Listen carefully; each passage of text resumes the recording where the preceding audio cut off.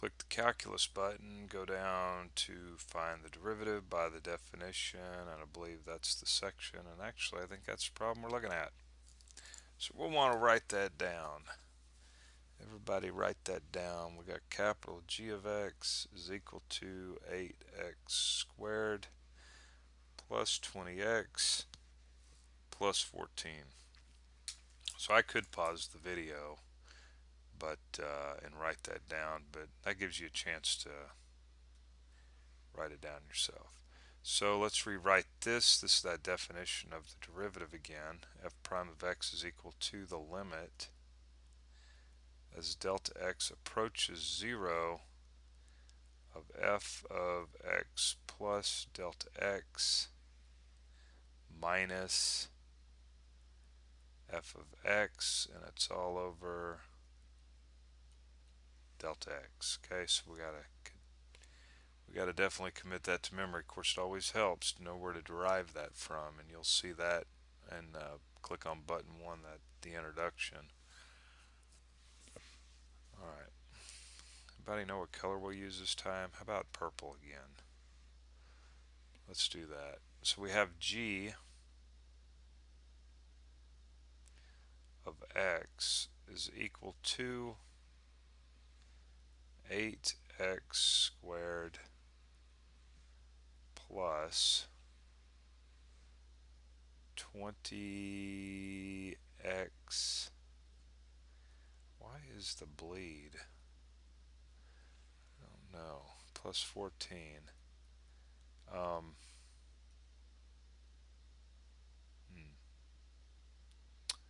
Grainy. I'm changing the settings here on my pen.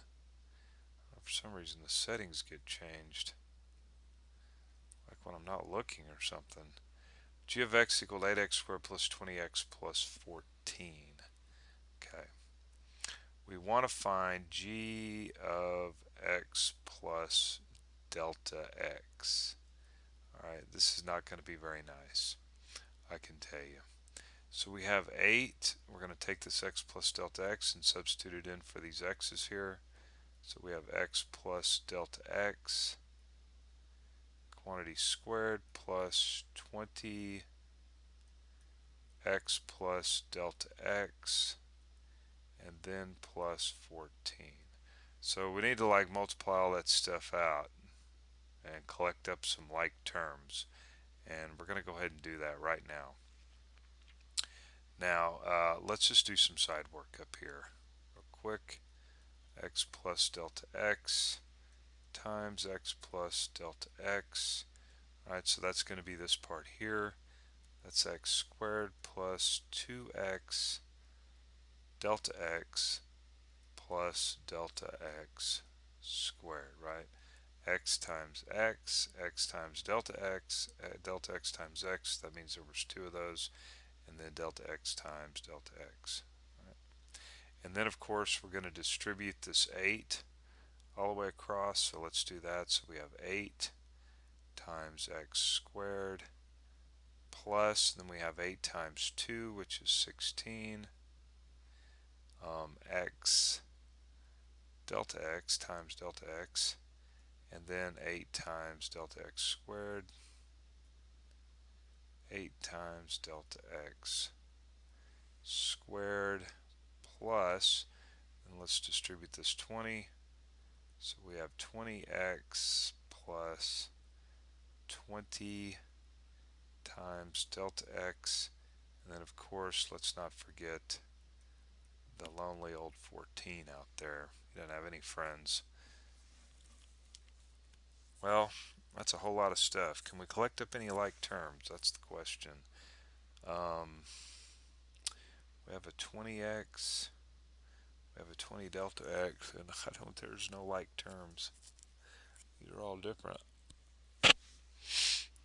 Wow. I'm going to have to rewrite all that stuff. Okay, so what do we got? We got g prime of x is equal to the limit as delta x approaches 0. And of course we're rewriting all of this because this is this part right here. Are you ready? Let's do it. So we have 8x squared plus 16x delta x plus 8 delta x squared plus 20x, where did that come from? Right here? Okay. Plus 20 delta x plus 14. Man, I'm exhausted. Now we're subtracting off the function here, which would be this right here. And I'm going to go ahead and distribute this minus sign across as we go. So this becomes minus 8x squared, and then minus 20x, and then minus 14. So we're always subtracting off the function. And now we got to do this great big huge long line, and this is all over delta x. Well, good news is we can at least get some of this stuff to cancel out. We have this 8x squared, so that's gone. Thank goodness. We got the 20x, that should be gone. And the 14s are out of there also. So now we can rewrite this. We have g prime of x is equal to the limit as delta x approaches 0. You know, how about skipping this step? We have a delta x here, delta x there. We got that one delta x down here. So we can cancel out one delta x here, one delta x, and one delta x, and we're going to do that. So we're just going to be left with 16x plus 8 delta x, because we have two of them, we're going to cancel one of them out, and then cancel that delta x out, plus 20, plus 20. Okay. Now let's go ahead and do the direct substitution. We're taking this limit right here, and we'll go ahead and plug 0 in for delta x. This is the direct substitution part of it. Plus 8 times 0 plus 20. And we can simplify all this down to 6x plus 20. Okay, so we finally got our g prime, and I'm going to write that right here, g prime of x. G prime of x is 16x plus 20. Man, can you imagine if this was like a 3 right here or something and that was a 2? It just gets nastier by the second. Right? So there is our g prime of x. Finally, we found the derivative of g of x.